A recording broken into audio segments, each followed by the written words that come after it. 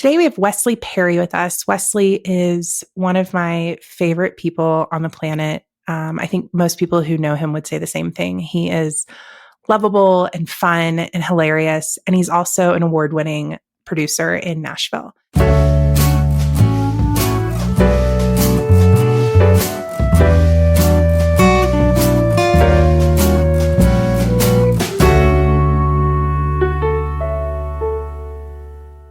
Well, thanks so much for being here with us, Wesley. I know we tried to schedule this a couple times, and you are a busy man, and we are busy with boring things. So super happy to have you here. You just got back from, was it an 8-day work trip? Did an 8-day work trip. And so I hobbled back in the house, I think, and was so thankful to be back home. So it was a long 8 days, but it was good. Yeah. Who greets you with the most excitement when you come home? Your husband or the dogs? I mean, Garland I'm fortunate that he's very excited when I get home, but Elizabeth Taylor she has so many emotions, and it's just like, I came home and she's 4 years old and she peed herself. Oh, and sure. Then she put her little face in my chest and started crying. So then layers and waves of guilt are flooding. Mm-hmm. I'm just like holding her teeny little body, and it's so sweet. And so it's good to be greeted by little Liz. So it's nice. I love that so much. It feels like maybe you should never leave her again. So just let her go with you. Okay. I know. I was like, just get in this little suitcase. You'll have the best time. And then our other dog, Mia, she's like, we describe her as like constant joy. She just like, everything is so exciting and so happy for her. So when she sees me, she gets like so happy, but then she's like, it appears as if I was never gone. She's like, oh, you're here. You've been here the whole time. Moving on, like to the next thing. It's like, okay. Elizabeth's crying and, still trying to heal from all of that. And Mia's like moved on to one of her babies. So totally good to have both ends of the spectrum, I guess, for, a little balance. I left this morning to literally just run down and grab something outside of our place. And Theo, because I tried to sneak out, he doesn't like a sneak. And I tried to sneak out. He was out on the patio. Yeah. And I saw him charging at the door as I'm like trying to pull it shut. And he's like jumping at the door and like a total meltdown. But when I tell you that while I'm home, if Saichen's home, he like almost ignores me. It's borderline hurtful. Like Saichen is his best friend. They are soulmates. Okay. Don't even bother with it. He'll give me some attention if Saichen is absolutely unavailable. But then when I go to leave, it's like meltdown city. I'm like, you ignored me all day. It feels doesn't track. Yeah. It's a little abusive. Yeah. Yeah, they'll really push you to the limits, that's for sure. The highest of highs and the lowest of lows. Yes. Kate just got the cutest cat. Oh, were you going to talk about your kids? Because we're still talking about this. Yeah. Your kids, yes. Yeah. I was going to say, Arlo also doesn't like it when I try to sneak out. If I can effectively do it, Arlo just turned 5. If I can effectively sneak out, it's like he hears the car come back in, and before I can even get out of the car, he has opened the front door and he's just standing there like, he's like, why would you leave me? And it's like, I just didn't want to take you, but like, I got to figure out something else to say. Like, yeah, we did just get the cutest cat though. Oh my gosh. That's exciting. Yeah. Mr. Feeney. She's the first cat that we've ever had. The name is so cute. Yeah, we picked the name before we picked the cat, so it just perfect. It fits for her. It's fine. She's got a very old man like face whenever she's just kind of like looking at you and wondering how gently you're going to come at her. But man, she has like really just meshed right in with the family. That's so cute. We got so lucky. Like she just immediately was so good, and like Arlo and Simon's 3. Like, they don't know how to hold a cat, but she lets them try, They're like, come on, let's go. Yeah. Simon picked her up the other day by like truly the back fourth of her body. So the whole front of her was just like. Bless her. She's like, here we go again. I guess we're done. Yeah. So yeah, but she doesn't care when I leave or when I come back. She's fine. Yeah. She's like, okay, bye. Arlo's the main one. He's like, how dare you? Yeah. Yeah, Arlo's feeling a lot of things. Yeah. What were you Arlo thinking? gets very precise with his language. Yeah, it's like I can't believe you do that to me. How dare you? It's very like you're like, dang, I did it. Yeah, the how dare yous are frequent in this house. Okay, coming in hot. Yeah, understood. But 8J work trip. Let's talk a little bit about what you do for work. Because when I met you forever ago, I was PAing, and I don't remember if you were also PAing or if you were doing like the step above that. But I feel like you have really like gone in. Your career is like really taken off. So let's talk a bit about that. Cool. Yeah, let's do it, I guess.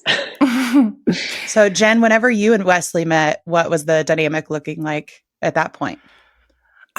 It's funny. I don't even remember. I think that was one of my first live gigs. It was like a multicam live gig. And so I don't even know what role I had on that. But Wesley might have been a production assistant on that. He might have been coordinating. I'm not sure. But definitely like met you early on in your career. I feel like that would have been a couple years after you probably did your internship. And I remember hearing about you during that time, through like word of mouth. And then I don't even know who referred you to me, but I know that you ended up referring Shelby to me, which is the best. I know. It was like meant to be. Like that was such a fate thing, I feel like, because you two are like such a like perfect match. It's great. Yeah. And that gig was, again, like, I think that was the first time I'd ever done a tourism campaign, and Shelby went and did that with me. So I'm not sure what you were doing actually at that time, but I feel like it was early on in your career. And then I've just I feel like we moved kind of in different directions in terms of the type of work we were doing. Right.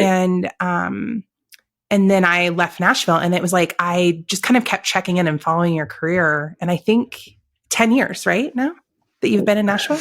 I'm at 10 years in Nashville now. Yeah. It's so wild to think that I've been here a whole decade. It's so crazy. Yeah. And now you're like full blown producing, and I've definitely hired Wesley, for other roles, like, producing kind of, but usually we're never on set together. It's like, I can't be on set, so I'm hiring you to be on set in place of me. So I don't even know the last time we worked together, which is sad. Yeah. Or that I saw you. Years and years. I know it's been so long. It is sad. And I feel like that is like a downfall of, I love so much about our industry and what we do and the people we get to work with, and how much when we're on set, it feels like family. Versus like the jobs that I've had where I like go into an office every day, or even when I taught elementary school, it was like the relationships are very different. But it is so hard to keep up with friends if you're not actively on set with them, because everyone's schedule is so weird. It is. It's really, really hard. And you like kind of start to feel like because everyone's so busy, you're like bothering them if you are reaching out. And so there's like a few people, like a few friends where we were kind of like, why don't we just like send the text or like make the call? And if we are busy, like we won't answer and we'll call each other back. Yeah. But kind of try to get past that hurdle or that mindset of like, oh, I'm bothering them, they're too busy. Because it is so hard to stay connected, like when you're in any sort of bubble, whether it's a work bubble or, real life is happening. So you're in that bubble, just kind of like putting those little vulnerable reach outs to those people in your life is kind of important, I feel like. Yeah. Especially when you're gone, like you said, like you were gone for 8 days, and it's like, as soon as you get back, typically it's always like feast or famine in the industry. So it's like you come back and then all of your your friends are gone. And then, do you know Christina Russo? I know. Yes. Like Christina's gone for months. I was like, hey, how are you doing? And she's like, I'm going to Europe and Asia for work. I'm like, okay, see you in the fall. Understood. See you at a later time. Yes. Best of luck. Yeah. But tell us a little bit, about your start in Nashville, kind of like from your perspective, because I only know bits and pieces. Yeah, for sure. So I guess I'll kind of go back a little bit before that, but in high school, it was one of those things where like I knew I was going to college, but I had no idea when I was graduating, like what I wanted to do. And so I was like, I'm just going to go to school, like get all of the general classes out of the way and like hopefully figure it out. So I was thinking of all of these different things to go do. And then I realized like all of those occupations were jobs that characters on TV shows had that I really, really loved. So like the common denominator was like, I was like, should I be a doctor? Should I work at a magazine? Like, should I do this? And I'm like, okay, this character does that. This character does that. Like, what if I lean into working in film in some way? So made that pivot, graduated college, crickets, tumbleweeds, no connection into the industry at all. And so it was kind of like, okay, I just didn't really know what to do after that. And so I worked a really awesome cubicle job, ordering telephones for businesses. That was so fun for like 2 years. And towards the end of that, I told myself, I'm going to do one last push and reach out for like internships in the industry, like anything. And if nothing comes of this, I'm going to put this dream in a box in the back of the closet and just move on, like figure out what to do. But I wanted to try like one last time. And so, I mean, I must have emailed like 30, 40, 50, like anyone I could find contact information for, like a production company or something online. Like I would just submit my resume, which had, no experience in the industry or anything, and just hope something took. And one person called me back. 2% success rate. Love that. Yes. we're almost up to like, if there's 100 people in a room and one person. And it was Revolution Pictures. And ironically, I had reached out to them like a year and a half or 2 years earlier and did not get the internship there. So this time they like had me come in an interview and, they offered me the internship, and I literally just moved from outside of Atlanta to Nashville to give it 100%, like give it a go and see what comes of this. Because I just was in disbelief that finally the door had cracked open a little bit. Yeah. Do you want to hear something funny? So I also did my internship at Revolution Pictures. Right. Weird little connection there. And I got rejected my first time for applying for Did my you internship. Really? And I got rejected because Michelle Abney, who's a little bit older than me, had done the internship the summer before, and then she'd gone back for round 2, and they didn't need another one. So she was snatching up the second one. She's like, Michelle, get out of there. She snatched up her second one.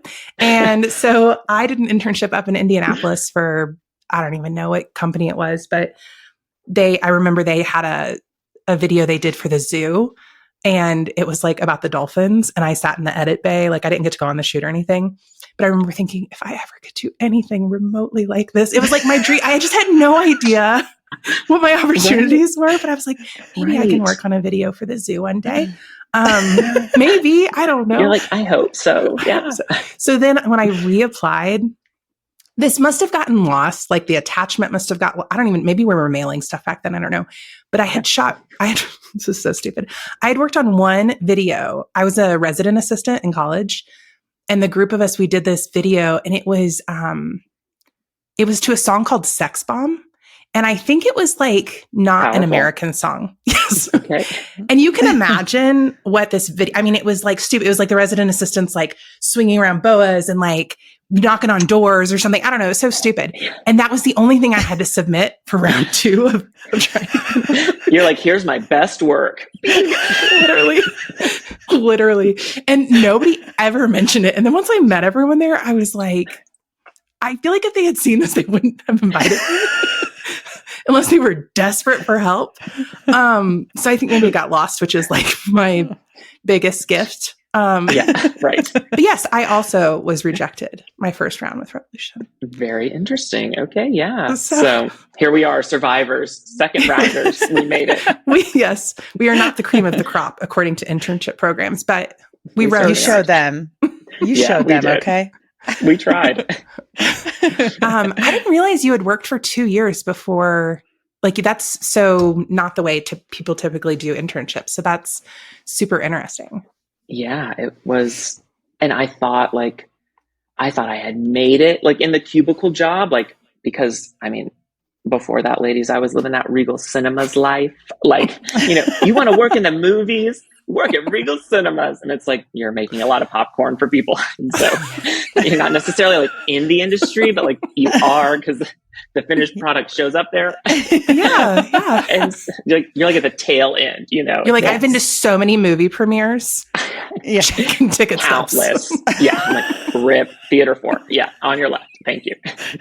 And so it just was, I thought I got this full-time job, and my parents were so encouraging despite, the annual salary and all. They're like, okay, this is a jumping off point. This is great. Like trying to be so encouraging, but like also like, let's keep pushing for something bigger, But yeah, I did that for 2 years, and like a couple of like one of my best friends from high school like ended up started working there. So like, I mean, it was fun. It was literally data entry, like just all the time. And I just was like I said, like, I want to try this one more time and try to get out of this cubicle. And I mean, I'm really glad that I did, because my personality, at least back then, would have been like almost like timid, and I already tried this. So like let's not try again, or just afraid of like getting hurt from the rejection again. Like we should just move on. So I'm glad I kind of pushed past that and gave it one more round, and off I went to Nashville. So working for free for 5 months, living off savings. I was like following my dreams, depleting my account. But it was the best experience, like meaning like I met so many great people during that time, and I really was able to learn so much because I was fully committed to it. Like I didn't get a part-time job. I wasn't doing anything else. I was like, anytime they needed anything, I just tried to be available and willing to join in and help. And I'm just thankful for that whole experience. Honestly, I enjoyed it. I had a good experience for sure with that. Yeah. My internship was so much fun and was so eye-opening, because I think that like, I don't know, what was your degree? Like, what was it called? What was your major? So it's technically like a degree in communications. Okay. Focused in film and television production. Okay. Yeah. Mine was, they called it telecommunications, which I just like hate that title, but design and production. And so like the most relevant experience I feel like I knew how to wrap a cable properly. Okay. I mean, which was helpful, I guess. That is, yeah. And then we did a lot of like, and probably because we were in Indiana, a lot of people that were pursuing that, I guess, were probably going to work at like news stations. And so they, they had all the switchers and the TVs. And like, I learned how to do that, which was not what I wanted to do anyways. But my internship is where I got all of my relevant experience and really like understood if I was going to want to do the job I was pursuing.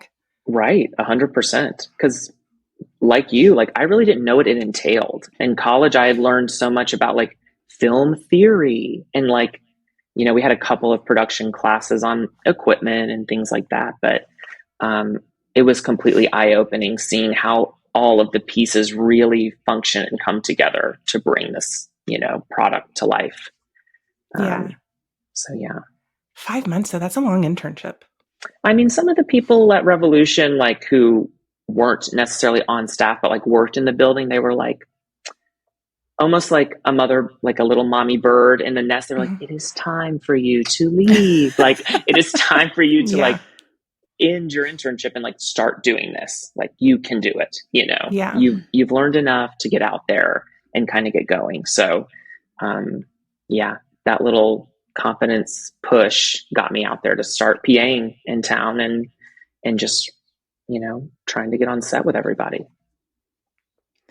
And then can you take us a little bit on the journey from that point to now, where like you have your own production company currently, right? Like, are you doing that with another person? Yeah. So Kristen Pinkston is like my business partner, producing partner. Mm-hmm. And we have like a producer services company, essentially. Like if you need someone or a duo to produce your project, like hit us up. We would love to chat about it, put a crew together, help put budget together, and, bring that vision to life. So, yeah, we've got that going on, which has been a fun partnership. I mean, my partnership with Chris really changed so much about how I feel like we balance work and personal life. So that has been, I'm just so thankful for that. But would you say in Nashville, would you say in Nashville or anywhere really, I guess, I don't really know of a lot of people who do producer services. Cause like Kate, what you're asking is like, do Wesley and Pinkston run kind of similar to like April, like a production company? Yeah. Where you're going to run like payroll and take on a lot of liability for like insurance purposes, et cetera, et cetera. But like producer services, I don't know a lot of people that do that specifically. I feel like that's really niche to you guys, but maybe it's not. Do you know? I mean, we haven't really come across it, honestly. It kind of like came out of our partnership working together, but also all of the clients that we work with have their own production company, and they don't necessarily need that component.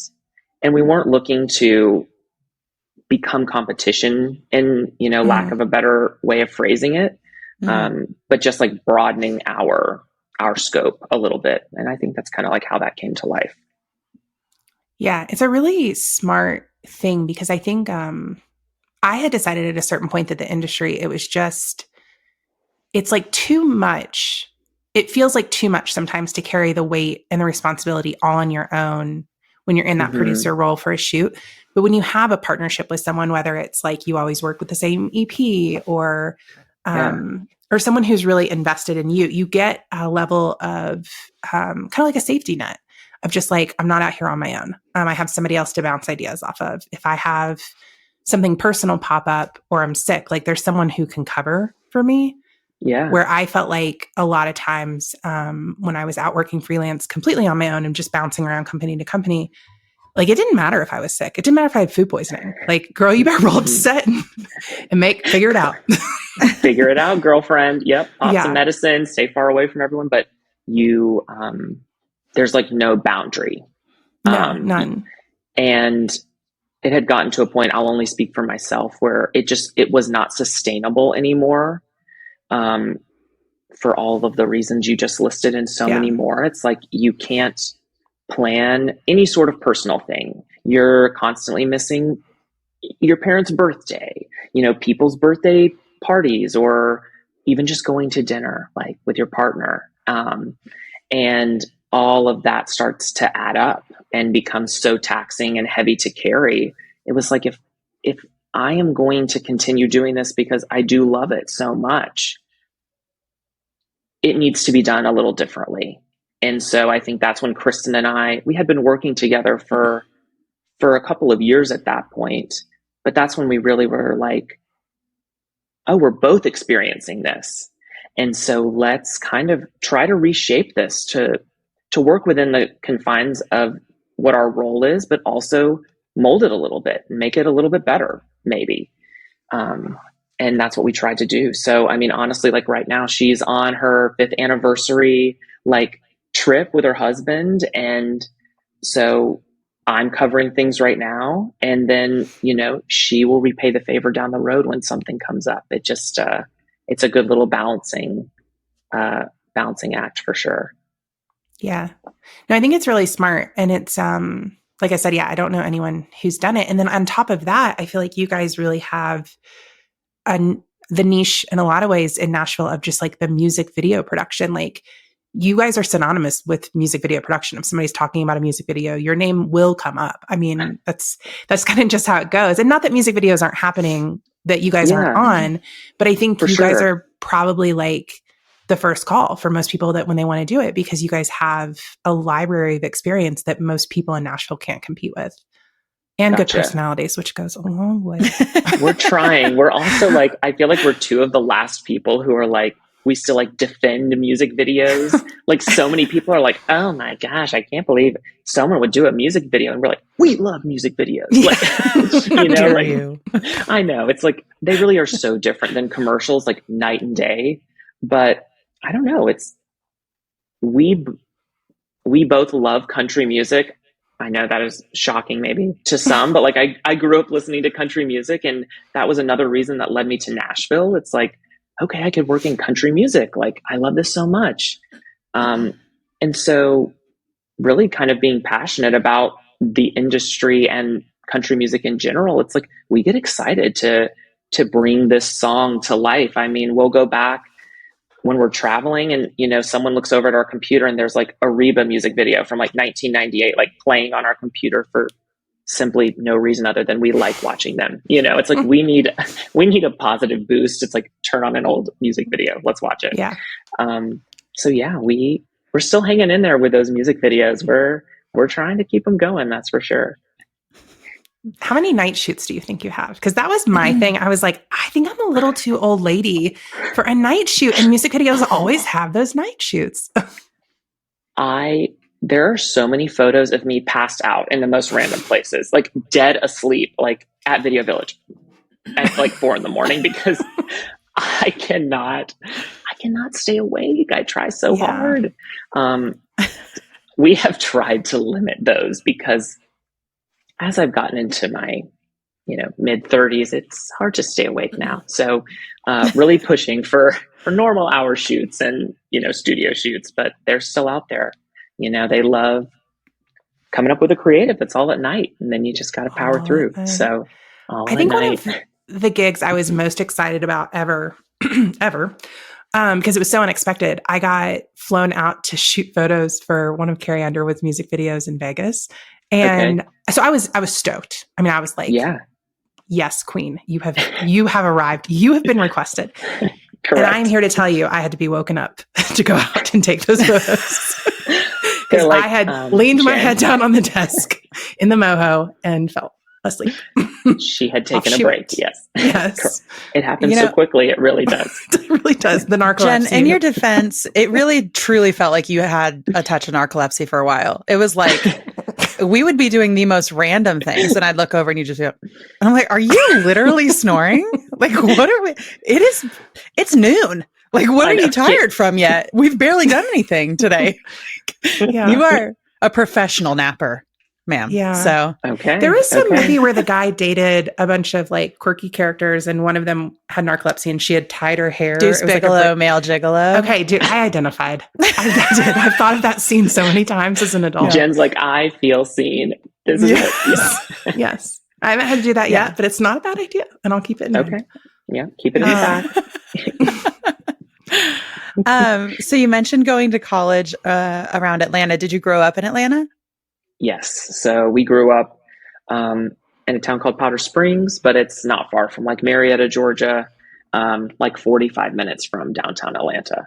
Yeah. Cool. And my parents still live in the same house I grew up in. And so they're still there, which is, it's cool to get to go back and have that for sure. So our parents still live in the house that we grew up in too. And I think that that's such a like rare treat anymore for people. It is. Logan's parents moved kind of all over the place, but like still within the same like 30 miles. So it's like Logan has his grandparents' house, which his mom lives in now.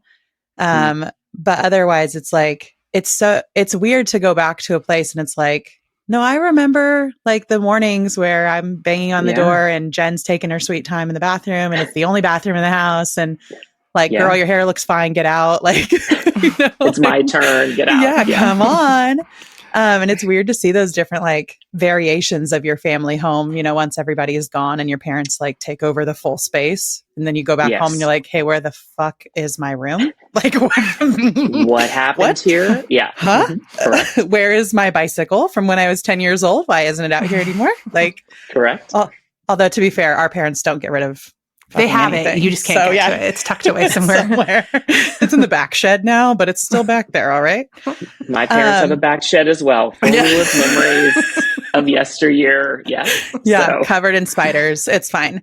it's all there. Mm-hmm. But yeah, can we talk a little bit about your family dynamic? Do you have siblings? What did your parents do for work? Kind of, what you think led you from that childhood up to where you are now? Because you are in kind of like a fun, not traditional career. And it's not a career I'm sure any of us really thought about when we were like little, so. Yeah, So, yeah. for sure. Do you have siblings? I do. I have two brothers. So I'm the middle of three. My older brother is like 8 years older than me. And then my younger brother is 4 years younger than I am. But my dad is an engineer. He works at Lockheed Martin and works on like the F-35 fighter jet, like building those things. So very logically minded. And then my mom, she did a couple of different things, but really from the time I was like in fourth grade, she worked at the private school that we went to. Cool. So she was like the receptionist, and then she was like the unofficial nurse. So if anyone was ever sick, they would like go see Miss Martell, and she would like call their mom and like try to help them and all that stuff. So she worked at the school that we went to. Yeah. Oh, cool. Did you like that, having your mom in the building? Or was it like, hey, you're supposed to not be here. This is my time. I don't know. My mom and I always got along so well. It never really seemed to bother me for some reason. But yeah, I mean, she was there, and she was getting the information. She wasn't just kind of like, okay, you do your thing. She's like tiptoeing around to everyone, like trying to get info from them. So, but I never really minded it. I think my younger brother definitely was kind of like, gosh, Mom, stop. But I enjoyed it. And then what do your brothers do for work? Do either of them have creative fields too? I mean, definitely different than me. They both work in construction in some capacity. Oh, cool. So yeah, totally different. And they're working together right now, which is so funny. So like they go to the same job site and do their thing. And they both still live like within 15 minutes of my parents' house. So they get to see each other, go do dinner with my grandfather on like Sunday nights and all that stuff. So I think it's sweet that they still do all that. It's kind of that's the one thing that's hard about being kind of far away. I mean, 4 hours isn't that far, but like you are missing those moments that are, I mean, there's only so many of them, so kind of in a way living vicariously through them with those kind of things. Yeah, I've talked a lot on the other podcast I do, but also I've mentioned it a handful of times on this one, how difficult it has been for us to live so far away from family. Yeah. Because Logan and I, we've been together since high school. So all of our family lives in the same county. And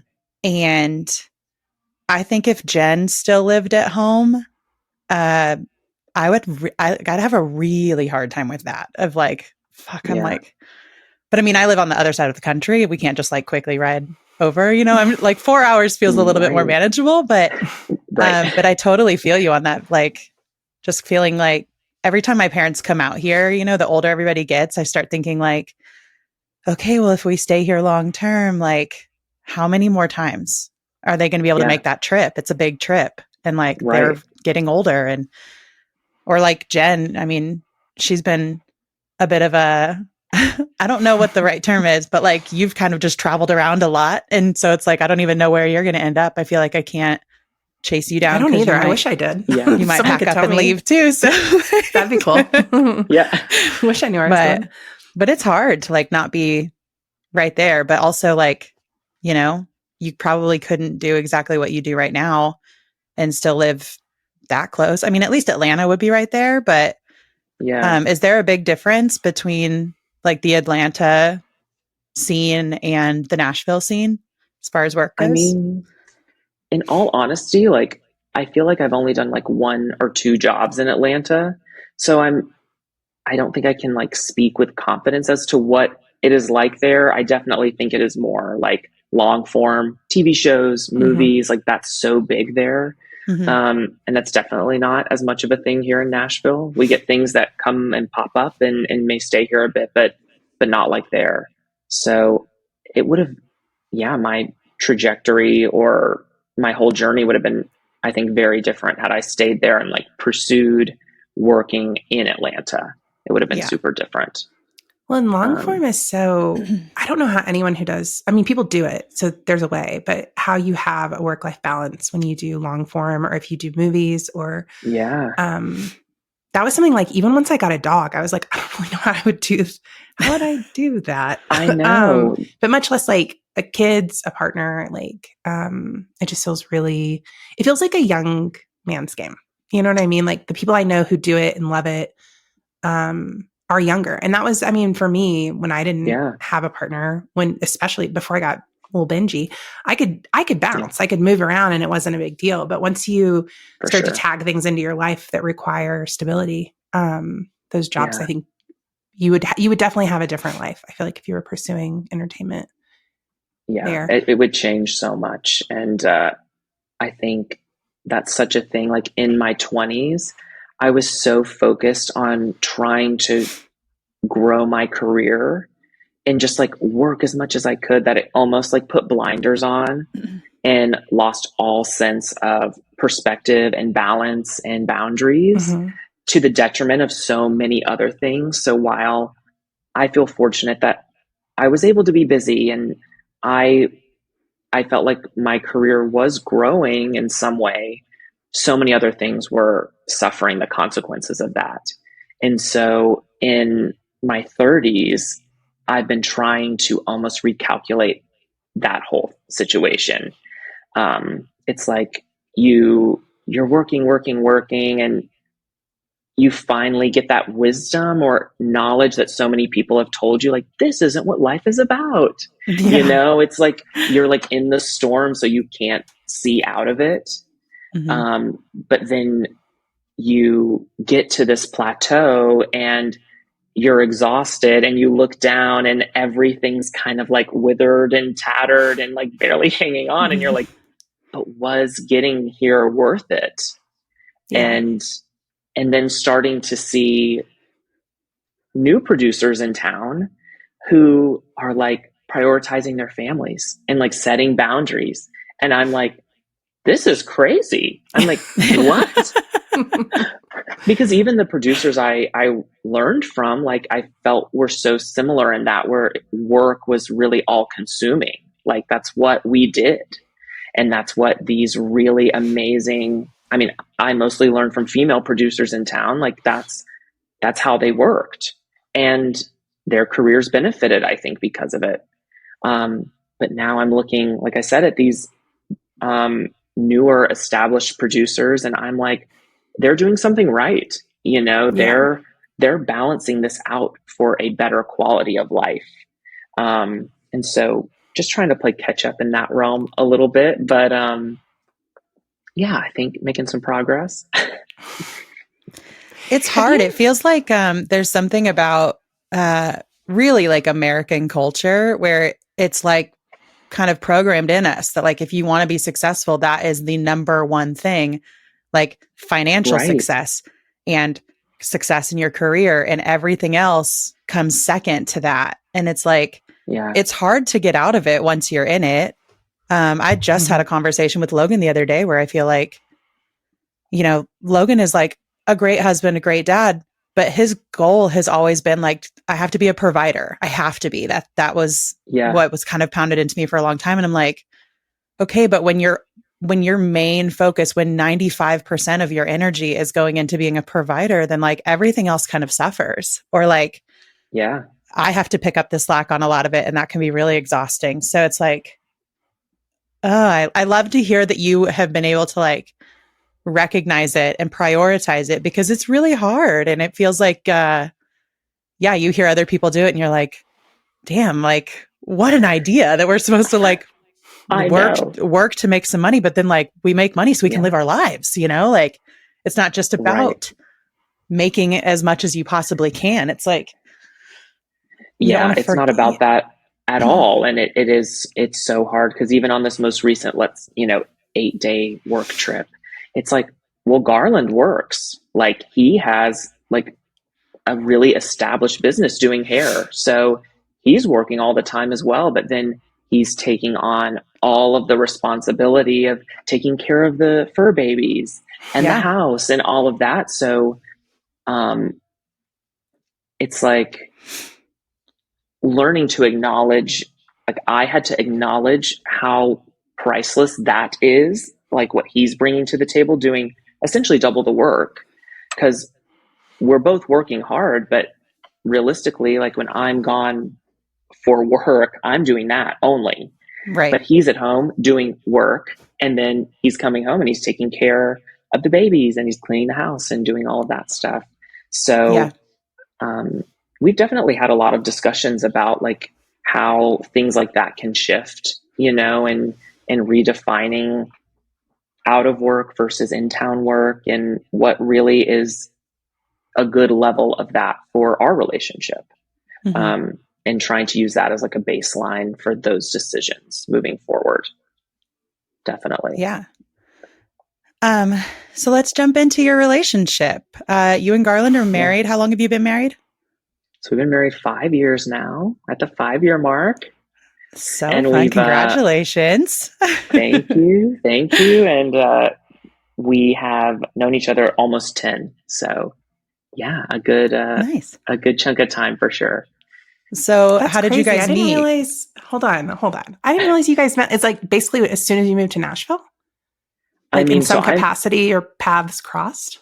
Like at the very end of 2014, we met like on an online dating app.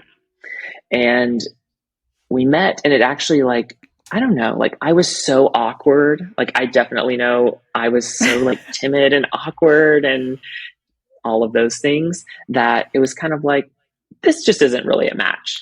And we just kind of like naturally drifted apart. And then it was months and months later that we actually reconnected out one night. Like we ran into each other. And that's when we really like started talking, and it just like snowballed really fast from there.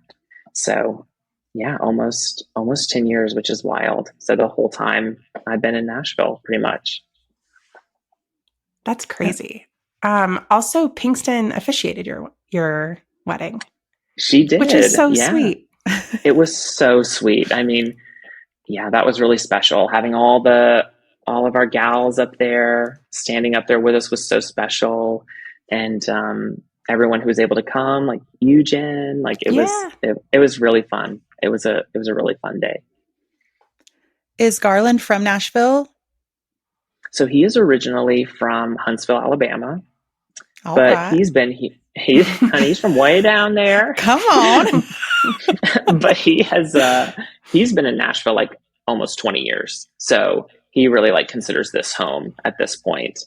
And he's so like, he loves like all of the construction and the new architecture and new things coming to town. So like we try to do like drives through downtown and try different spots that have popped up. So he loves the city urban aspect of it for sure. So we got to make some trips from suburbia up there to get that little fill, you know.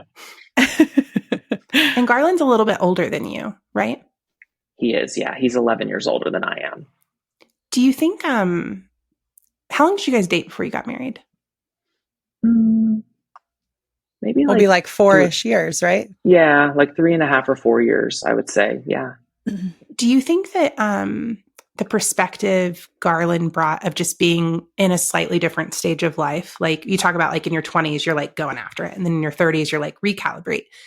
Do you think that was that like part of it? Do you think if you wouldn't have met Garland, it would have taken you a little bit longer to recalibrate or prioritize that balance? Or do you think you were like at your wit's end either way?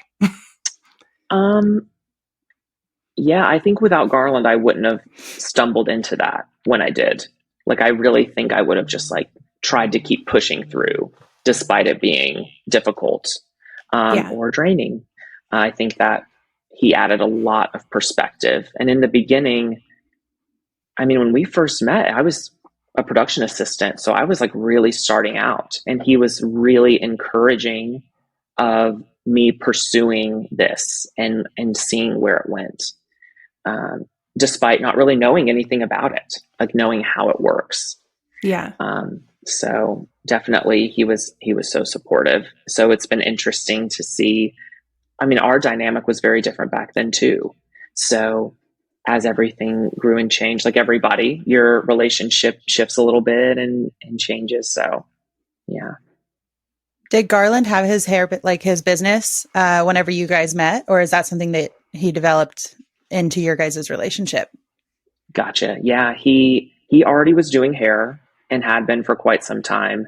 So that was a pretty established thing. So he was kind of set. I mean, he wanted his business to grow and his clientele, to expand, but he was really set in what he was passionate about and what he was doing. So I just love that you guys both have like taken this kind of like entrepreneur route, and you've been able to support each other in that. Because like Logan has a business, and for always it's kind of been like, okay, well, like I'm a big support role for Logan because it takes a lot to do all of that. Right. And now like we're kind of moving into this idea of like, okay, well, maybe now I can kind of have my own thing and we can build on it. But I love that like you and Garland have been able to figure it out. And like everybody makes sacrifices, right? But it feels like you guys have been able to really work together to not have to like make these big sacrifices in order for the other person to kind of like thrive in whatever they're wanting to do for their goal. And I don't want that to sound like I'm like shitting on my situation at all, because we have kids and it just like was a different dynamic, but different. Yeah. But I love that you guys are both entrepreneurs, because it feels like I just don't know a lot of people that each spouse has their own individual like business that they're growing. It's like usually somebody works at another business, and then maybe one person's got something, or maybe somebody has a business and the other person kind of comes in and now it's like a partnership, but it's the same business. I love that you guys have your own things. I think that's like really important to have that and not feel like you're losing yourself in the other person's dreams, Yeah, 100%. That's something that we've actually talked about a lot, is like trying to retain our individual identity. Mm-hmm. And what makes each of us, and then what is that version of us together? How do we elevate or try to elevate each other to be the best person, each of us can be. But he was so encouraging, and I think you're absolutely right. It's because he kind of knew what growing your own business is like. And it was so different from what my parents did. So they had no grasp or real understanding, and maybe a lot of fear about me going into something like this, like no guaranteed paycheck, like hoping somebody calls you. Like, I remember that being really frightening, like specifically to my dad, and still supportive, but like, I don't know how this is going to work. Just trying to, learning through all of that, and you learn as you're going through it yourself. So, it's been nice having that support from Garland for sure while on the journey. Yeah. Jen, I imagine that you had a similar conversation with mom and dad whenever you got into production and moved to Nashville. It was like, because our parents had very like blue collar careers. Okay. Yeah. So moving into something where it was like not a guaranteed 9-to-5 paycheck situation, I'm sure. Jenny, did you have similar conversations with mom and dad like that? Yeah. I mean, I think the other thing too is I very specifically wanted to work on music videos. I mean, that was why. Now the dolphin thing was very alluring, but 100%, it's still a dream, but it was still a dream. Videos first. But I was like, I mean, very tunnel focused on wanting to do that. And mom and dad had seen music videos, but like we didn't have cable. It wasn't like mom and dad were hopping on. They had seen a few. Yeah. They weren't like hopping on the internet to try and watch the latest J-Lo video, So I think it was very unnerving for them. And I also just think trying to explain a music video set to someone who hasn't ever been on one. And now there's like BTS videos out and there's documentaries, the making of or whatever, but it's like, Right. back when I got to Nashville, it was like, no, it was really hard to explain what we were doing because that kind of wasn't happening in anywhere near the area that we grew up in. Gotcha. But yeah, let's talk just a little bit about Nashville, because I think that I'm listening to you talk about Atlanta and just like thinking about Atlanta. And then I'm thinking about even the difference when I've worked on pop music videos. I think I've worked on one rap video ever, but I'm thinking about like if you had stayed in music videos and stayed in the Atlanta area, probably would have been more of like the rap and maybe a little pop, but yeah, probably. I mean, I would think so. Yeah, definitely. But those industries, I'm just curious, like if you've done any of that in Nashville, because when I think about Nashville as a community versus Atlanta, and I lived in Atlanta for 6 months. I was working at a corporation, so different, but my experience in the Atlanta community is it's not quite as like warm and family friendly as Nashville. Like Nashville really does feel like a big hug. And I'm not saying Atlanta isn't like holding hands, but I don't think it feels maybe like a big like grandma hug, you know? And so I think Nashville in and of itself offers something for people who maybe come from maybe a more sheltered environment, or just an environment where you just don't know what you don't know. You know, like when I moved from a small town in Indiana to Nashville felt like a big city to me. If I had moved to LA or New York at 22 or Atlanta, I don't think it wouldn't have been the best fit for me. And I think a lot of it had to do with my personality and my upbringing. Like, I just don't think I would have been like ready for that. Yeah. But I'm curious, like, if you have worked on pop or rap videos, like what your take is on even that idea of like work-life balance within that industry. Because you have the creative industry as a whole, which is screaming, if you love something, you're going to give your life up for it. And if you love what you do, then it's never work. And, you know, and then you have the added layer of like the entertainment industry, which is its own beast of like a machine, and you have to keep moving. But I do feel like country has like a little bit of like a safe space within that. I think that's such a good way of putting it. I mean, I don't think I've ever done like a strictly pop video. Chris and I have done like a rap video before. It was very different. But I feel like we literally are always like, whenever we go to LA for work or go to New York for work, and we've met so many great people in those markets for sure. And you find your little bubble of people that are so great, and you really like try to hold on to each other.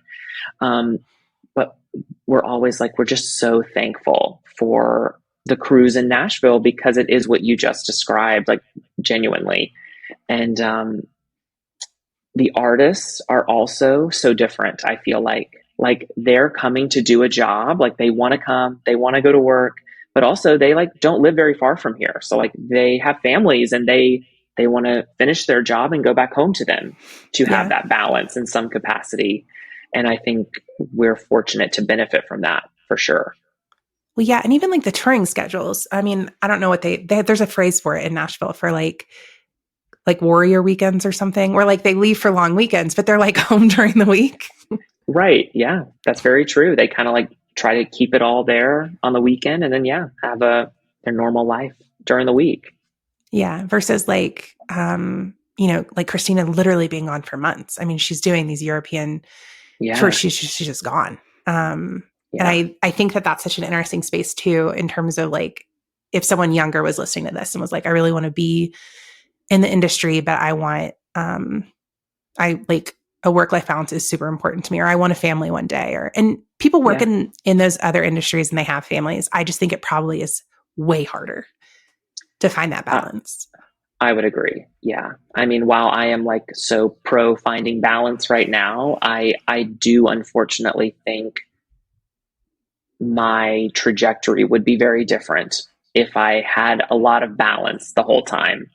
I don't know if I would necessarily like be in the same space that I'm in right now. Yeah.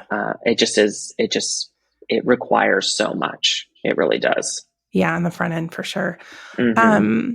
Well, since you grew up listening to country and you're a country fan, what are some of your favorite artists that, you have like loved growing up and then actually got to work with? I mean, 90s country is so like nostalgic, and then like I feel like it's such a thing right now for sure, but like, you know, Reba is such a big part of that era, and you know, Alan Jackson and that era of artist is just so synonymous with like riding in the car, like with my parents when we were younger and all of that. So getting to work with artists like that was kind of like so dreamy and like unbelievable at the same time. And then by the time I moved here, I mean, as you ladies very well know, like Carrie Underwood is one of my favorite artists of all time. So Yeah. getting to work with her was really just like unbelievable. Like to me, I was like, this cannot be real. What is happening? Yeah. So, I mean, in the beginning, I just remember being like so starry eyed and just in disbelief that these are real people and we're making videos for them. Like it just was so crazy to me. And I think that just, it made it so much more fun, like working in a space where you really love the artists, you know, beforehand. Yeah. So, yeah, that's been crazy for sure. Have you had any artist? Oh, sorry. Go ahead, Kate. I was going to ask if you have a favorite video that you've done, like that just kind of pops immediately to the forefront when you think about it. One that I really, there's so many. And then there's so many. One that I really love that Chris produced and I was the production manager, and Patrick Tracy was the director, was Dan and Shay's Tequila. It was all shot in Breckenridge. So like a small group of us got to go on this like week-long trip or whatever and like stay in an Airbnb and like, you know, really spend that time together, like wandering around and making that video happen. And it was a fun video, but it was just such a fun experience. And one of the talent was Niall DeMarco, and he is deaf. And so having him there all week and then his interpreter there all week, like that was such a unique experience. And that was so fun to do. Yeah. I never worked with, do people call him P. Tracy? Or yes. Do they always say Patrick? P. Tracy or Patrick. Okay. Yeah. He goes by both for sure. I've never worked with him, but his work is beautiful. I loved his, he did some videos. I think they put them all together. It was like a long form for Kelsey Ballerini's most recent album. Yeah. Those were beautiful. Yeah. Like aesthetically, just like, whoa. But I've never crossed paths with him, but his work is really amazing. Yeah, Patrick does great work. Absolutely. So we love getting to work with him for sure. I love that you talk about like being with, kind of having that moment where you're like dropped into this other world. Breckenridge is very different than Nashville, and being able to spend time even with like someone who's deaf and their interpreter. And I think that one thing growing up in a small town that there's so many great things about growing up in a small town. And I think that like sometimes like that, I don't talk about that part, you know, but there are so many wonderful things, but I did have all of these, I was just always so curious. And I always had so many questions about other people's lifestyles. And now with like the internet being, you know, easily available and stuff, it's easier to find that information.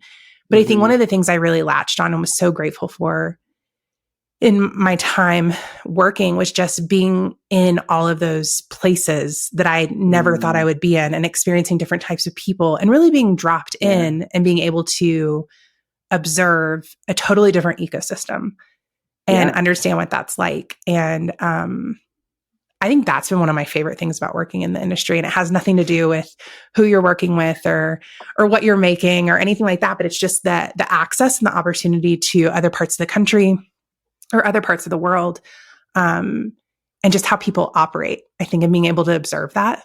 And then you're like, and I'm getting paid to do this? Like, sure. So and I'm crazy. Here with my friends. Like, weird. You're like, this is a plus. This is a plus. Yeah. Yeah. It is so wild. And you get to meet so many different types of people you would have never met, like you're saying.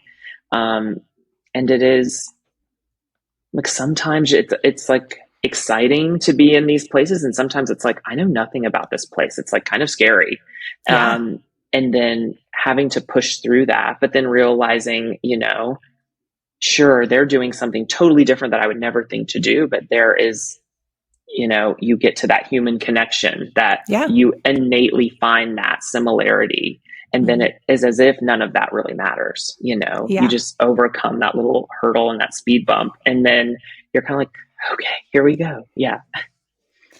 Well, and I love too that you guys, in the role that you're in, I mean, when we talk about, you know, growing up in a small town, but really even just growing up in the 90s and early 2000s, there wasn't a lot of representation for us either, like in the media and the shows we were watching or anything like that. If you had a deaf character in a show, it was like a one-off episode, like a special guest. And, you know, the actor may or may not have even actually been deaf in real life. And I think that like one of the cool things about your guys' roles is that you get to, you know, assuming that it's written in, I don't know how that process totally works with casting, but like when you get to choose cast, like you get to help make those decisions that put representation out. You know, it's like now I feel like there are far more opportunities for people that wouldn't have otherwise been cast right away because, you know, a deaf person has to have an interpreter. That's an extra person that you have on payroll or in the budget. And I just think it's really cool seeing people in those decision-making positions that are giving those opportunities to people so that there is representation for the kids that are growing up in the 2010s or the 2020s, where it's like, it won't be, even if you live in a small town, you won't have no experience with somebody that is either hearing impaired or anything else, you know, even just like diversity. We didn't have any diversity where we were living. And so like, knowing now that like shows like Survivor are working more on the idea of like, hey, let's get like a more colorful cast out here. Let's not just have everything be, you know, what somebody's going to experience in their small town. I just think it's really cool. And I love like every once in a while, Jen will send me casting videos where it's like, oof. Come on, Wesley. Come on. This one. No. But it's like, but it's cool that you guys get to be part of that process and get to kind of help with that representation. I love to hear it. I think it's great. Yeah, it is important. I mean, Oprah's been telling us all for so long. It's important to feel seen and be, you know, heard. So yes, it does make a difference. And I think, like you were saying, growing up in the 90s, that was not a thing that people proactively worked towards. We had all of our shows filled with Caucasian cast, you know, and that's what the majority of media was creating. And so now, like, even family friends who are, you know, their kids are in college right now, there's still a lot of work to be done, obviously, but they're getting a totally different experience. You know, they're even getting to experience diversity so differently through television, film, music videos, commercials, you know, whatever it is. They're seeing so many more colors, you know, in the crayon box.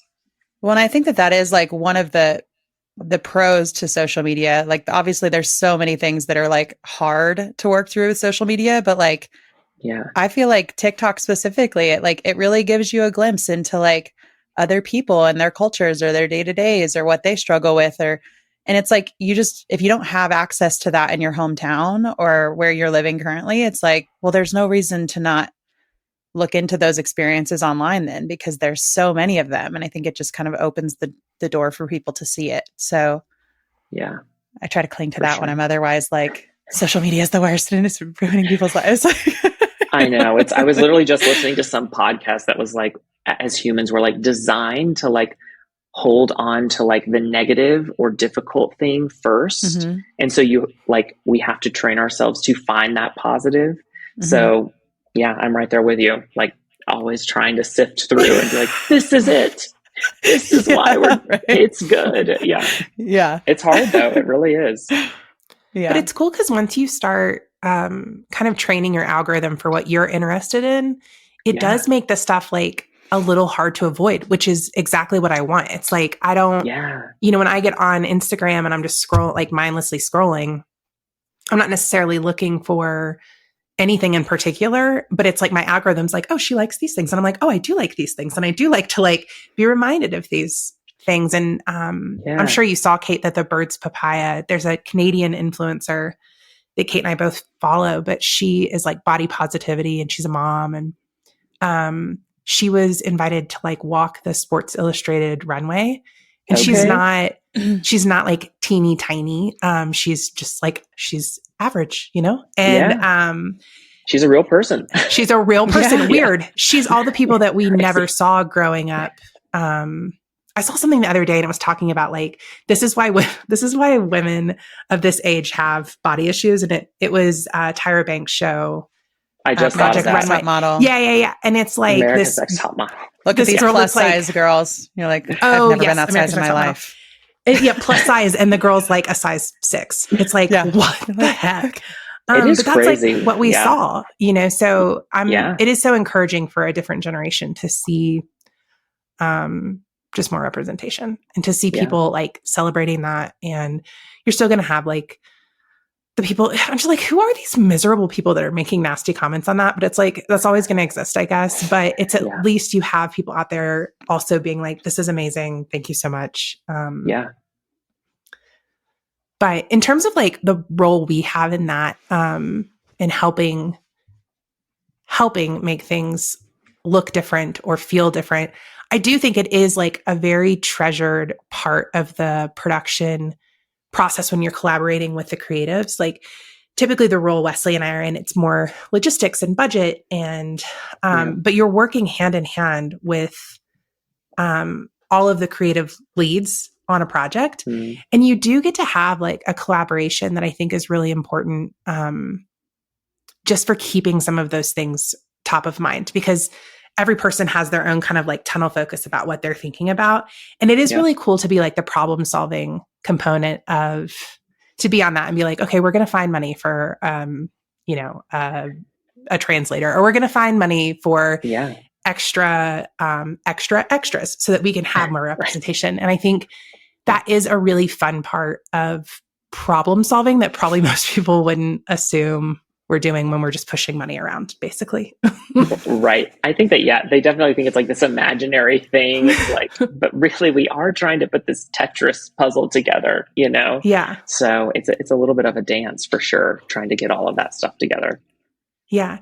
What is the project you've been on that you feel like has like stretched you the most, in a way that when you were done, you were like, I cannot believe we pulled that off? There was, let me see. It would probably be, it's a Dan and Shay video. It's called, I Should Probably Go to Bed. And we filmed it. Sounds like my kind of. And I was like, and I absolutely should. Yeah, Jen's asleep. Yeah, Jen's already asleep. She's went to bed. We're trying to wake her up. Yeah.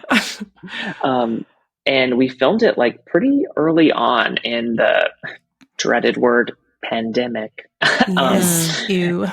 So if I remember correctly, it was in 2020, and it was so special because it was a large group of people working together for us for one of the first times since all of that had happened.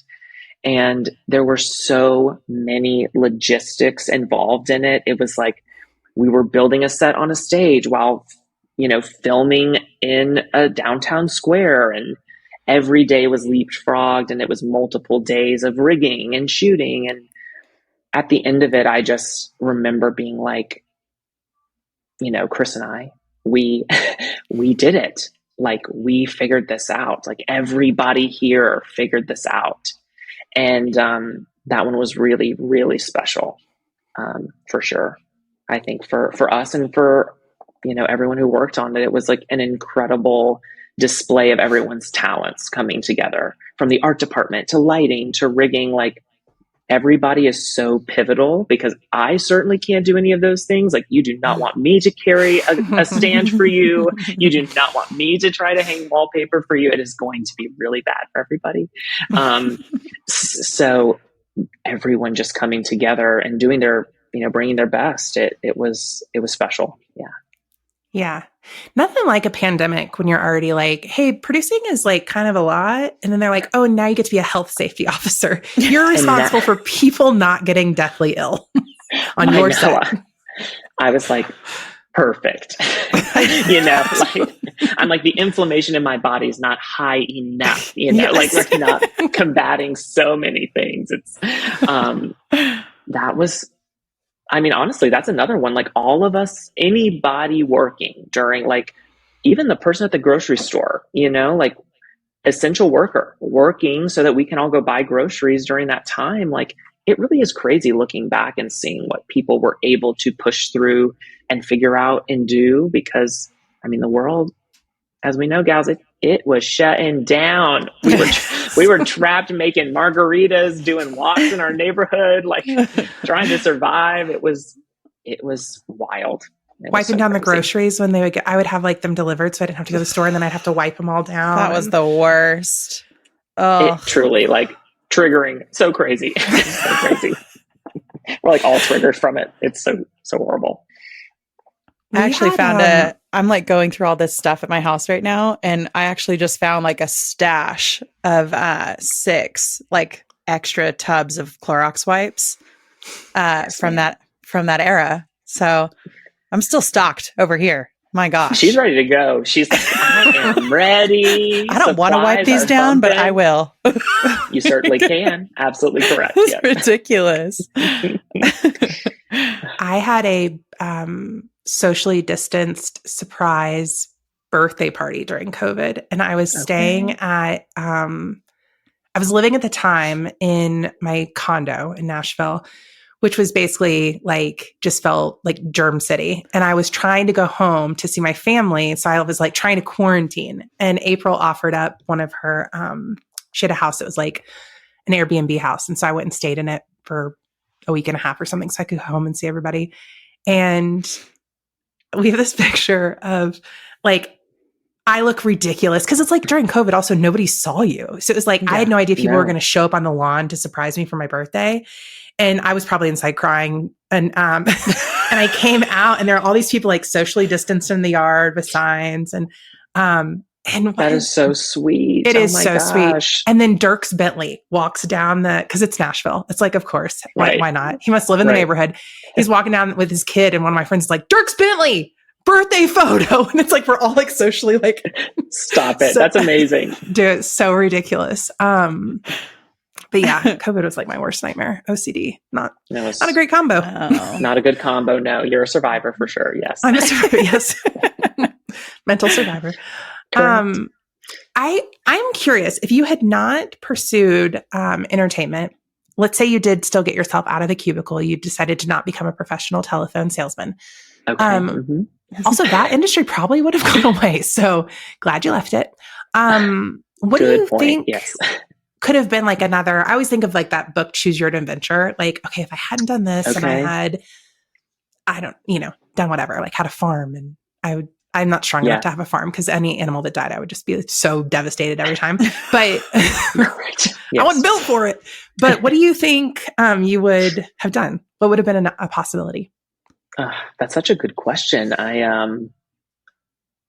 don't know what I would have done. I mean, strangely enough, like another job that I had like through college was a substitute teacher, and I did after school care at the school. So like maybe teaching in some capacity, because I just was like something I had done before in a small way. Maybe that was something. But to be quite honest, I don't have a great answer. I don't know what I would have done. I think I would have been on a journey to figure that out for sure. And just kind of see where I ended up. Yeah. I substitute taught a little bit actually at Kate's middle school when I was in college. Okay. It's brutal. Dude, substitute teaching is brutal. Kids are so mean to the subs. I got trapped in a first grade classroom on a rain day one time, and I was like, listen up, everybody. I was like, we're all going through trials and tribulations here. I know we can't go outside, but you know what that means? That Mr. Wesley can't leave this room either. So we've all got to work together to make it to 2:30 p.m. Yeah. I was like, everyone gather around. Let's move these straws as many times as we want, count how many days we've been in school already, and do these only 3 worksheets I was given to pass on to you, and hopefully for the survive. whole day. I know. I Stop. was like, uh-oh. I'm like, Stephanie got through these pretty fast. I'm like, what is she? I'm like, keep reading over there, girl. I believe in you.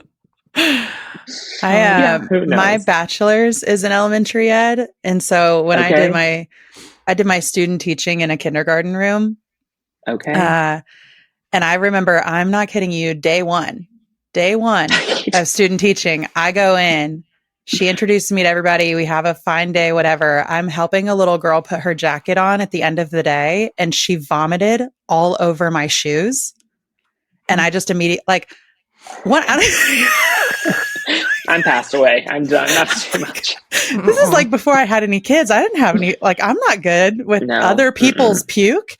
And it was just, and it was this blue color because we had like some juice, like Kool-Aid type at snack. And it was just like, I left school that day and I thought, I have 6 months of this. And then what? This is my career. Okay. We did it. I did it. Okay. And that was back, honestly, like kind of in the heyday for teachers. I mean, the teaching industry has really gotten rough in the past. Yeah. How long have you been graduated, Kate? I graduated college in 2012. Yeah. The past 12 years, girl, things gotten rough out there. Yeah. I believe it. Yeah. That's a tough time.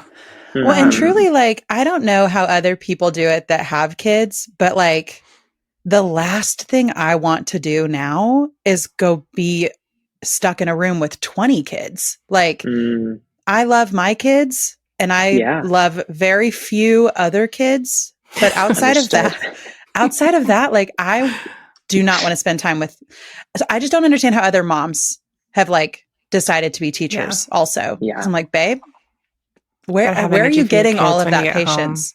Oh my gosh. Yeah, I can't even imagine teachers that. For sure. Bless those teachers. Bless those secretaries acting as the nurse at the private school. Come on. Put it correct. Bless them. Yes. Correct. She's like, I do not have any, serious medical training, but I'll call your mom and give you Tylenol. Oh my gosh. The amount of times that I like violently gagged trying to take Tylenol at a nurse's stage, I'm sure that I made those nurses question everything that they ever did to get where they were. Like, get out of here. Like, she's got to go. This is too much. Yeah. Finally, one of them, I don't know if they told me or if they literally called my parents, but they were like, hey, you should have her practice swallowing like little candies because this is a problem. Gotcha. She's just wasting the Tylenol here. She's just gagging it and right back up into the sink. So, correct. Yeah. Running through the budget. At first, guys. She's wasted 23 Tylenols and we are at capacity. We're done. Yeah. Do you know what the school budget is? Yeah, exactly. Yeah. Correct. Hysterical. Yeah. Kate, do you have any additional questions for Wesley? Or Wesley, any like advice maybe you would give? It's so funny for me to hear you talk about being like timid and imagining you growing up. Don't take this the wrong way, but even imagining you growing up in a family where like weekend meals with grandparents is like a thing, because I just see you as this like, not like a partier, but I just have always like had, you're just like all these things that don't go together in my brain. But then you come together and you're like this magic human. But it's funny because it's hard for me to imagine you sitting in a cubicle for 2 years and being like, maybe I should give this one more go. And then it does make sense that you would go and do a 5-month internship. Like my friend, my guy, get your butt out of the seat and go tell some people. Go. Yeah. I think I would have always imagined you as like a little bit of like a life of the party mover and shaker. But you like lived at home during college, right? That's also something we didn't talk about, but that's true, right? I did, yes. So I didn't move out of my parents' house until I moved to Nashville when I was 24 years old. I can't wrap my head around that because I literally, I feel like when I first heard your name, it was like, there's this guy, he's like interning at Revo and he worked on, like, did American Idol come through and do auditions or something? They did. And they're like, so yeah. And I feel like maybe you had gone on a date with one of the producers, and I was like, this guy is like scandal fun. Like, I can't wait to meet him. Who is he? Oh my God, what's he doing? And you're like, well, I was going to go home Sunday and have dinner with my grandfather in Marietta, but instead I went out with the LA producer. And I don't even know if any of that's true. It was like Nashville gossip, but that's how I always think of you. The gossip is true, unfortunately. The gossip is true. And unfortunately, and really the whole time you were like an old man, like an old family man. I'm like an introverted extrovert. So like when I'm out, like it is like, I feel like I've got to be giving this energy, like to like keep it going, like keep myself going, keep the day going. But like really I'm like, let's sit on the couch. Like, let's watch TV. Let's not leave the house on the weekend. Like we're hermits or something, you know? But back then when I first moved here and even before, like it was such a different version of me in that I wasn't confident in who I was as a person. And I think that created this timidness and shyness for sure. And in high school, like I tried to be funny to deflect things like away from me. Like if I'm funny, like they'll start talking about something else. Like they're not going to talk about me, because while it was probably not a surprise to many people in my life, like I did not come out until I had moved to Nashville, like, and I was 24. And that's when I like came out to my parents and then to like the community of friends I was building here in town. And I really think it wasn't until I started diving into like accepting who I was as a person that I was able to kind of like let that, I don't think facade is the right word, but like that protective part kind of go, you know? So that definitely changed a lot of things. And I think moving to Nashville gave me a lot of freedom to try new things. Like don't be a different person, but like try something different than you would have done it at home, you know? And that led to some of those things for sure, I think. I think there is a freedom when you move somewhere where you don't. When I moved to Nashville, I didn't know anybody. I don't think. Nobody. And there is a freedom in like figuring out, like feeling more comfortable in who you are. And you're like in this safer space where it's like, okay, people don't have these preconceived notions about me. They don't know that I'm like typically scared of everything, or they don't know that I'm, you know, like, so you get to meet people and like almost reintroduce yourself. Even as you are right then, not even like you're, like you said, like you're not faking it. It's just who I was at 22, was very different than who I was at 20 even at college, a half hour from my hometown. Like everybody knew the version of me.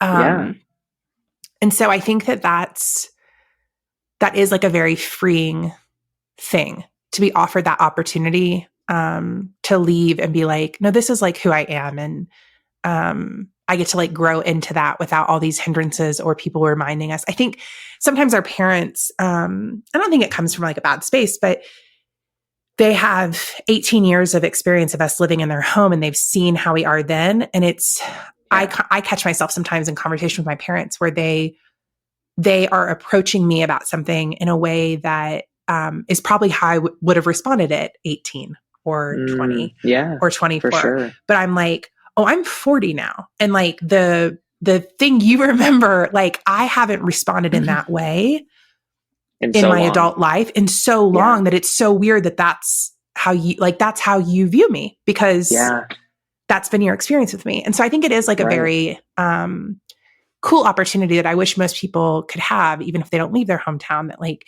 there's some way for people to be like, no, I want to like try this out and I want to be like really comfortable in my skin and not be kind of like limited by people's past memories of me. Yeah, no, I think you said it best. It's so true. Yeah. It was very liberating, being able to have that experience. Like a fresh introduction to all of these new people. Yeah. Coming out at 24. You were old. I had was to hold old. on to that for a while. Did you? You knew much earlier. You just couldn't say. I feel like I knew in like the 6th grade. Like Okay. I vividly remember knowing a difference in like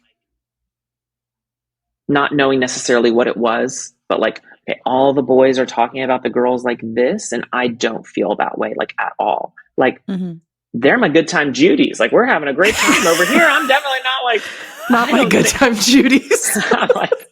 I'm like, these are my good gals. Like I'm definitely not. I'm like, yeah, they're so cute. Okay, yeah. What are you doing?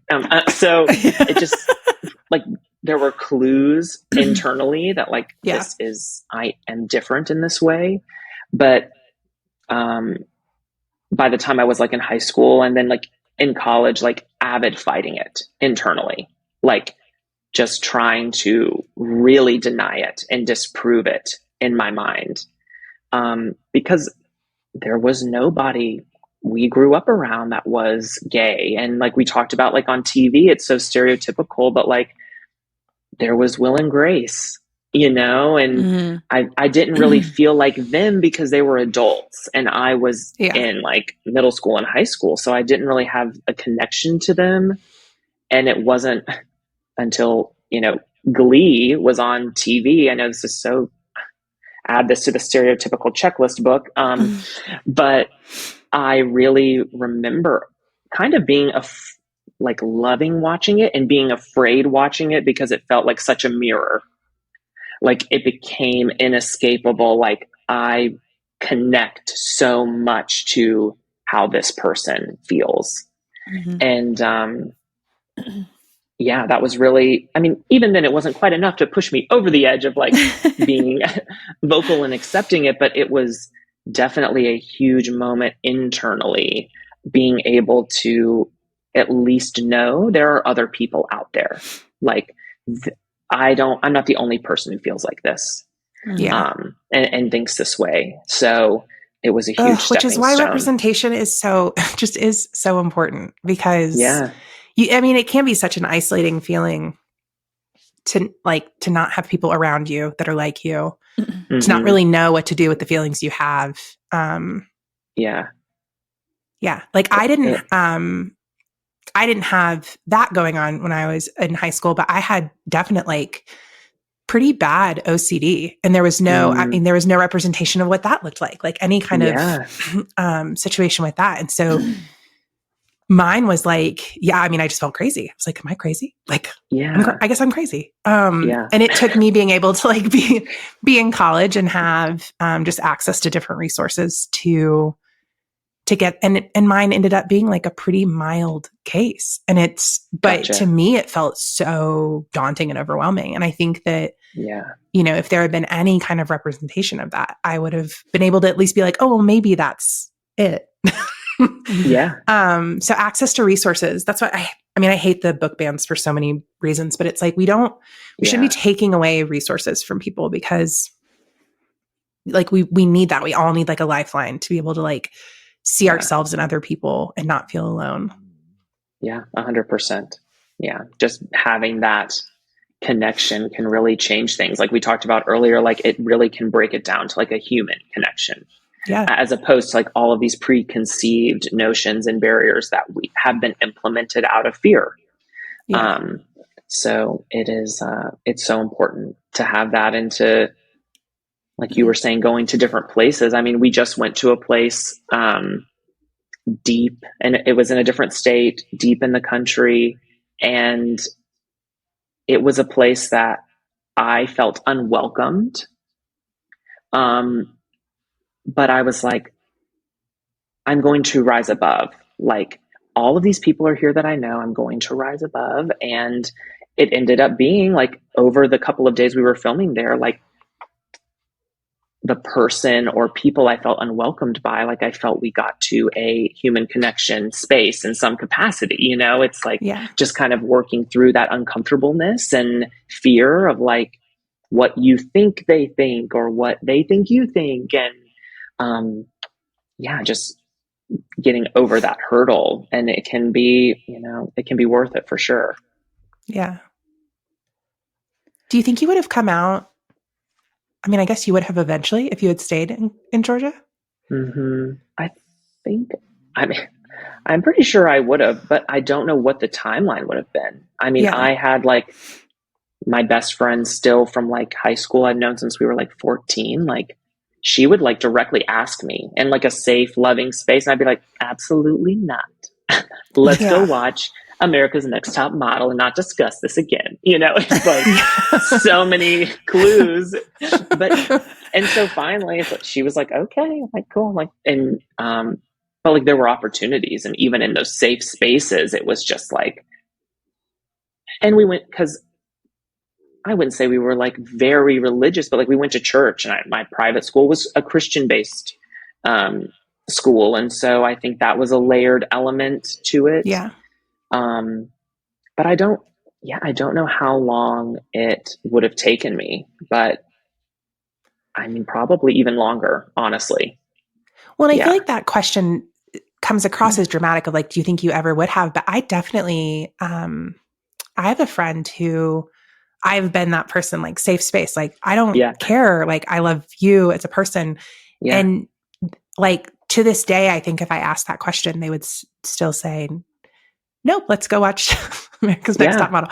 And and it's so sad to me because it's like, God, it's a whole part of your life, you know? And I think a lot of that can be just so situational, to where you're at.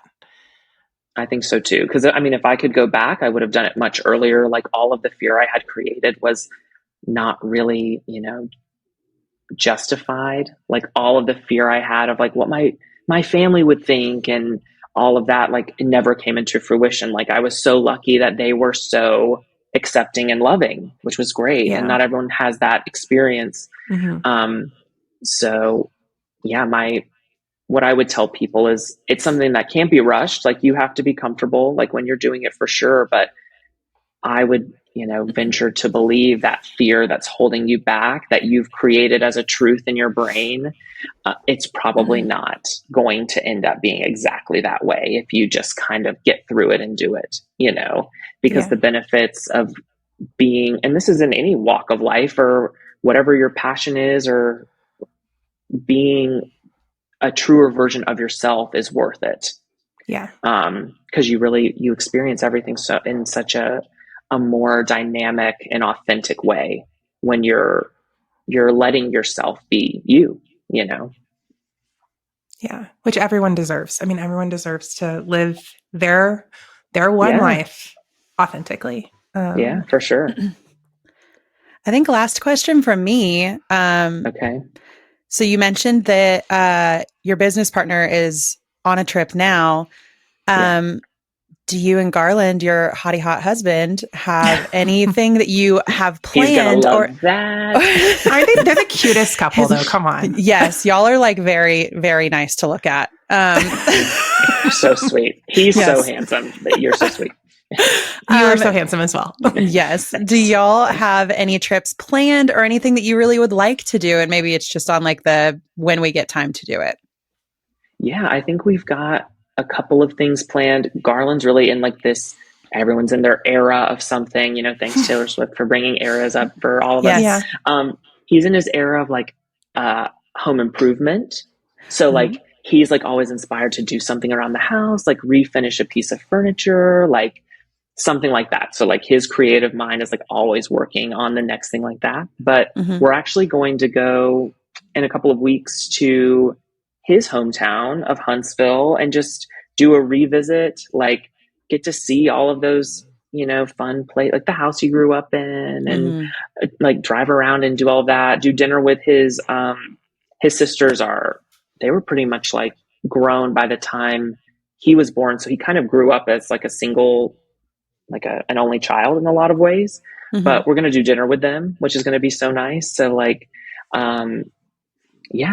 I'm calling it like a little Garland trip. So we're going to go do that for a weekend. So that'll be really fun. And then I've convinced Garland to get a third dog. So that will be our next journey as well. So we're excited. He's like scared, but I'm excited about it. So we'll see how it goes. So fun. I love that. Yeah. One of Logan and I's favorite things to do whenever we go back home is literally just take like the same back road that we would do like in high school. We'll just do like a loop and we'll put on like the high school playlist.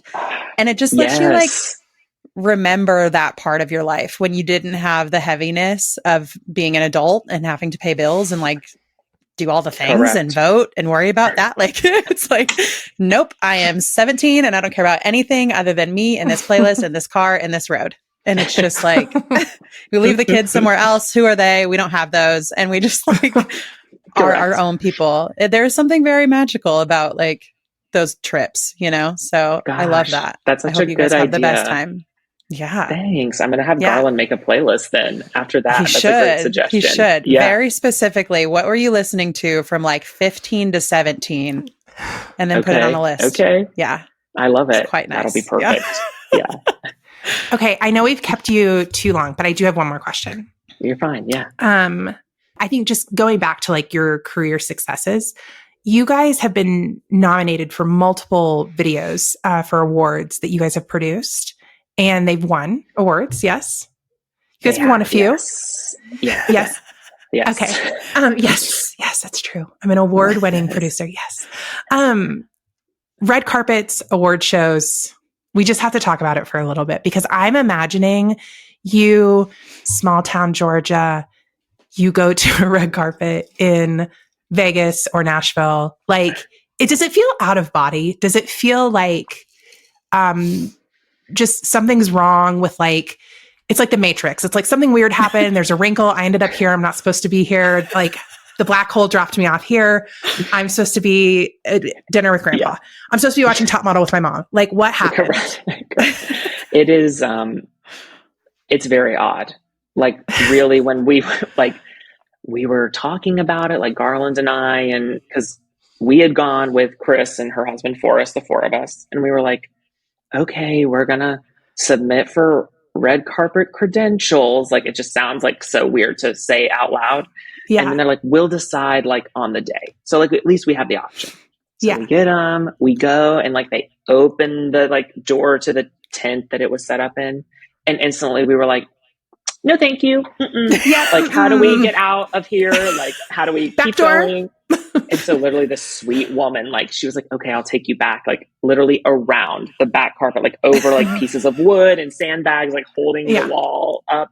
And we're like, this feels right. And then there was like a photo booth, you know, like a photographer taking people's photos individually. And we're like, this is about all we can muster up.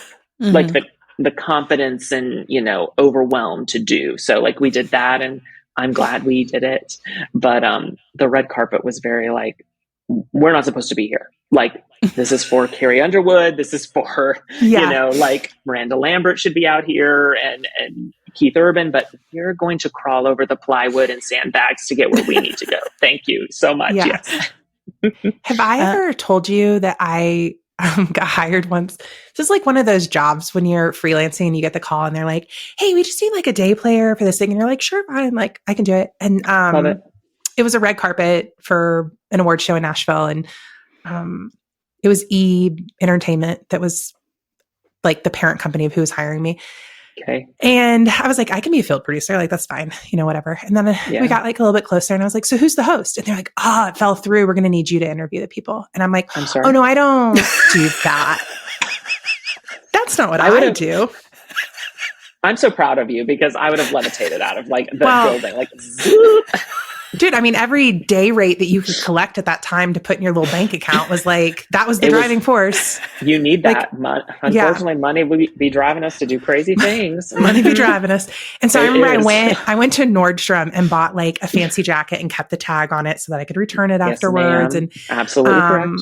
Yes. And I went and apparently there's this like whole thing where they give you like, if you're doing it the right way, a binder and you like know about all, you can research the people and it's like, hey, you know, here's all the people walking the red carpet. I got nothing. Nothing. So I'm like standing on this red carpet. It's so stupid. I'm standing there and like people are walking down and I'm like, I don't know who that is. Right. Correct. Like, and thankfully the girl next to me like had, I don't know if she had a stroke. I don't know what she did, but she was like a huge Nicole Kidman fan. And she, I think, blacked out and went to a bad place and went, like literally stepped out on the red carpet. Was like, I watched Moulin Rouge last night, Nicole. And like was, and she was like a professional. Like this was her gig. Yeah. And I had been getting names from her of like who was walking down the red carpet. And so they literally took Nicole off the red carpet and walked her. And I was like, okay, well, I won't be as bad as that, but it was terrifying. And I was like, there is a reason that people like you and I choose the job we choose. And it's not to do that.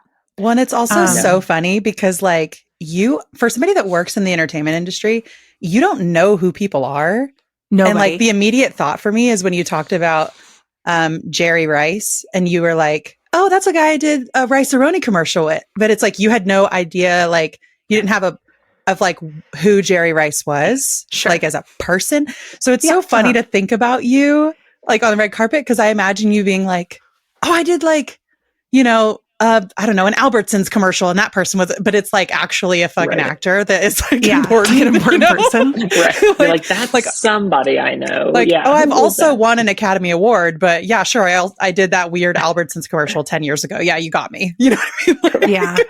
I did have a really awkward, because you're right. I didn't know who most of the people were. And if I did know, it was like very like late night, I saw a news article about that person and it was like very like adjacent attached. It was like, I wasn't certain who was who, but Jason Aldean. I think it was around the time that I'm going to butcher this story because I still don't really actually know what happened, but I think he was married, but then he was like finagling with his now wife, Brittany, and they came down the red carpet.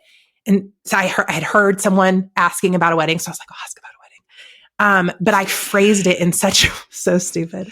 I phrased it in such a way of, they were like, yeah, you know, I mean, there's just a lot to do. And I was like, yeah, hopefully you guys make it. Like it was something that was just not the thing you say, and definitely not the thing you say with like knowing what was going on in the press. And I got that paycheck and I cashed it and I said, they're probably never going to call me again. You're like rushing to the bank, literally. You're like, I will go right now. Yeah, it was, and I felt bad because it was awkward. And I think they were trying to gauge if I was being an asshole or not. And I think they could just tell that I was like flustered. And so, but I was just like, this is why you don't hire people like me to do it. And people like me will say yes because they need to pay their bills. We have to pay our rent and our mortgages. Absolutely correct. Yes. But that was one of the jobs that like, I definitely had like agina before I went. I was so nervous. And then afterwards I was like, girl, you really did it. You really did it. And then I went back to Nordstrom, returned my jacket. Sorry, it didn't work out. I tried. It didn't really fit. Yeah. Cash my check. Gosh, that is wild. That is so crazy. Yeah. So anyways, we'll just stay behind the scenes with our calculators in the back office. It's fine. We love that. Yes. Excel spreadsheets and calculators. We will do that for everyone. You're welcome. Yes. Not in front. Not in front. Well, thank you so much for chatting with us. And I hope I get to actually like hug you, see you in person. Yes, please. That would be great. Great. I literally think the last time I saw you was at your wedding. I mean, I want to say that's not true, but I feel it might be, which is so crazy. I know. It's true. So crazy. So stupid. I may be coming, start hitting up slide into your husband's DMs and pretend like I know things about like furniture repair. Even though I don't, so that I can see you guys. Hey, we're lifetime learners. We're just trying to pick it up as we go. So hit him up with some questions. He's figured some stuff out for sure. I'm trying to be in my soft girl era. So maybe if I'm ever in Nashville, I'll come over and just like make a little cup of tea with you or something. Let's do that. Yeah. I love it. We can get on the porch. Yes. We can stay home and just relax. I love that. I'm down. Yes. Okay. Perfect. Awesome. Well, ladies, it was so fun to chat with you guys. Oh my gosh. Thank you. Good to see you again. Good to see you too. Maybe it won't be another 10 years before we have another conversation. I mean, but, Lord willing, it's not. That's also embarrassing that it's been 10 years. Yeah, we'll see.